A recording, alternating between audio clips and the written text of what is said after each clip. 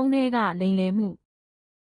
တက္ကသိုလ်ကျောင်းသူလေးစုစုတယောက်ဖုန်းထဲမှာ message တစ်ခုရောက်လာတယ်။သူမစုကြီးပေါက်တယ်ဆိုတဲ့အကြောင်းနဲ့ဘဏ်ကောင့်အချက်လက်တွေဖြည့်ဖို့တောင်းဆိုလာတယ်။စုစုတယောက်အမှန်ပဲထင်ပြီးပျော်ရွှင်စွာနဲ့အချက်လက်တွေစတင်ဖြည့်သွင်းနေမိတယ်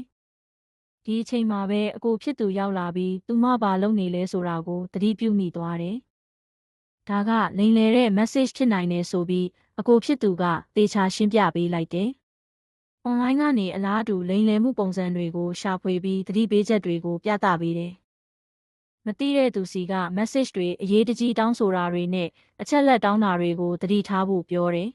။စုစုတယောက်သူ့အလိမ်ခံရတော့မလို့ဖြစ်နေတာကိုရုတ်တရက်သဘောပေါက်သွားတယ်။ချက်ချင်းပဲ message ကိုဖျက်ပစ်ပြီးပို့တဲ့သူကို block လိုက်ကသတင်းပို့လိုက်တယ်။နောက်ဆုံးမှာတော့စုစုကသူ့တငယ်ချင်းတွေကိုဒီတွေ့ကြုံကိုပြန်လည်မျှဝေပေးတယ်